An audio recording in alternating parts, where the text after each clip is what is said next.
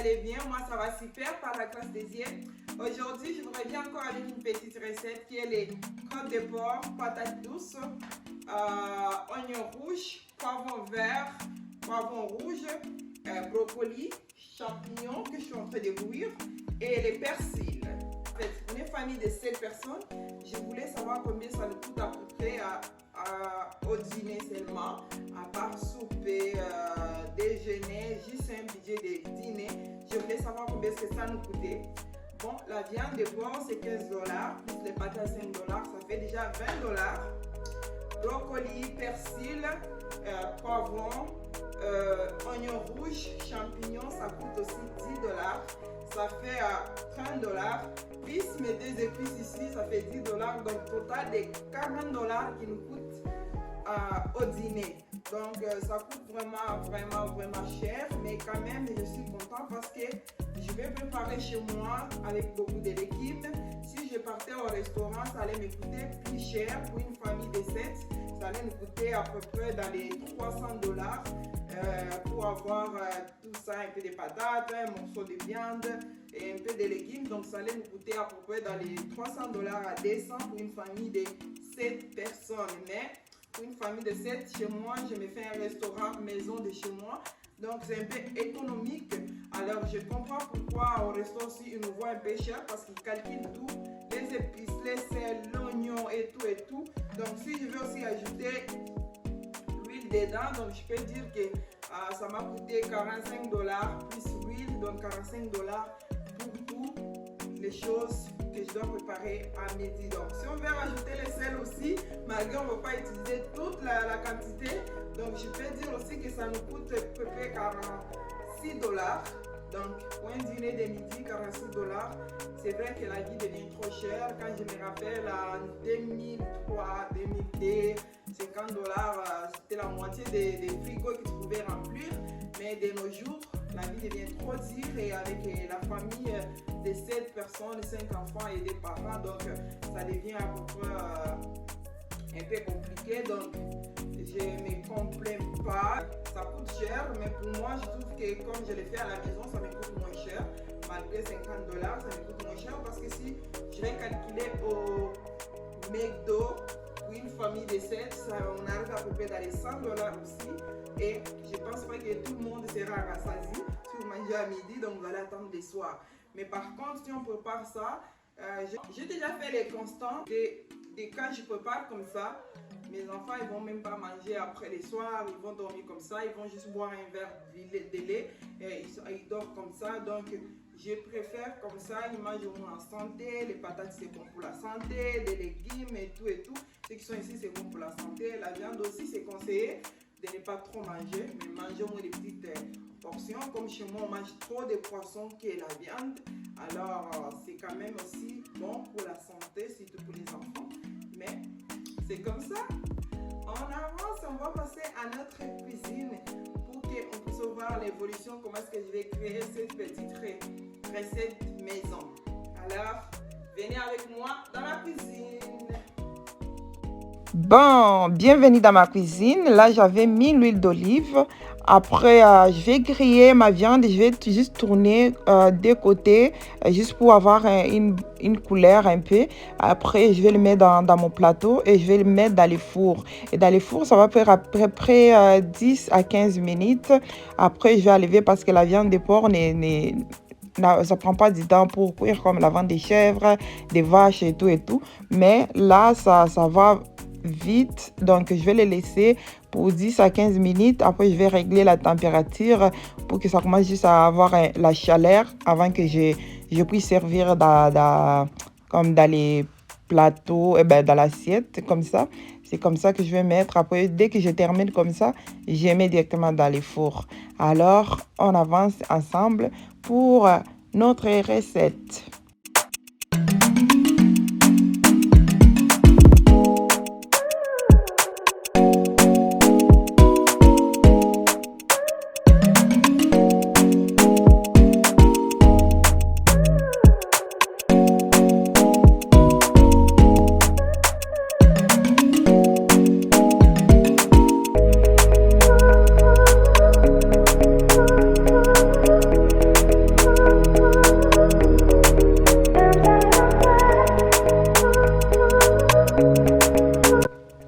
on est rendu à la partie de griller mes patates douces. Je vais les griller aussi, je vais les mettre dans les plateaux aussi, comme j'ai mis la viande. Mais je vais les mettre dans les fours au moment que je vais régler la température de ma viande pour que ça reste avec un peu de la chaleur. Alors, c'est au moment que je vais remettre aussi les patates dans le four pour ne pas que ça soit froid, que ce soit avec au moins avec une bonne température, de la chaleur et tout pour bien manger. Alors, ce que je vais faire, mais à côté, je me lance directement à faire ma légume d'accompagnement qu'on va manger avec. Alors, on continue, on avance.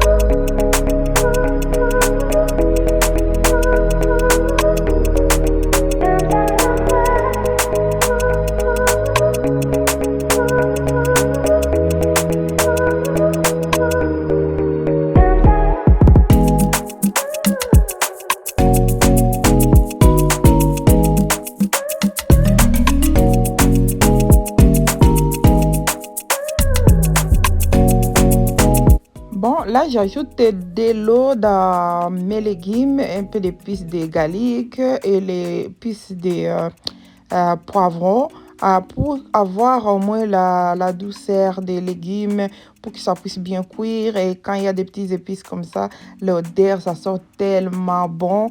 Alors, je voulais au moins avoir au moins une petite odeur et douceur dans ma sauce.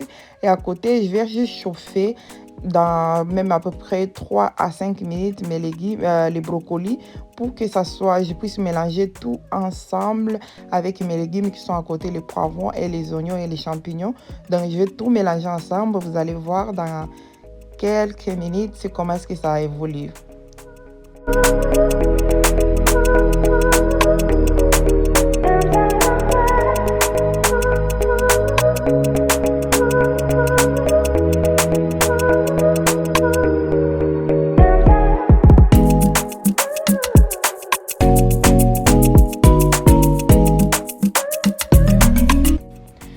Bon, mes légumes ont changé déjà une couleur de la soupe. Bon, ça change vraiment la couleur un peu jaune, la couleur délicieuse. Mes légumes ont vraiment bien cuit, mes oignons sont vraiment bien cuits.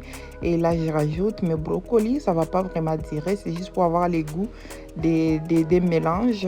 Mais ça ne va pas vraiment durer au fait parce que c'était déjà cuit. Je ne vais pas non plus que ce soit trop mou. Bon, alors, on continue pour voir la fin, comment est-ce que ça va être. Mais je vais laisser aussi les brocolis pour que ça chauffe un petit peu avec la sauce ensemble. Après, les patates, je vais mettre aussi dans les fours parce que la viande, j'ai déjà réglé la température dedans. Et après, je vais mettre la viande, les patates dans les fours pour avoir au moins la chaleur sur les patates. Et là, je me mets à mettre les petits persils par-dessus, un peu de sel pour avoir un peu de goût dedans. C'est comme ça, on attend un peu.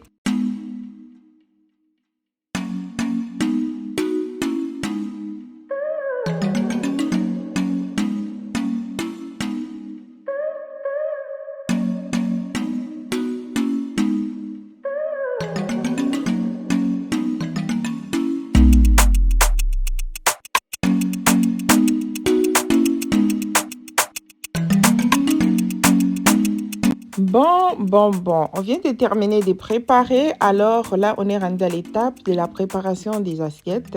Comment on va décorer les assiettes, comment on va présenter une assiette, que ça soit moins mangeable. Parce qu'il y a des autres assiettes que tu peux présenter comme ça donne même pas l'appétit. Ça, même si tu as fait comme ça t'attire même pas que non, on va manger, est-ce que ça sent bon et tout. Mais la façon que l'assiette est désordonnée.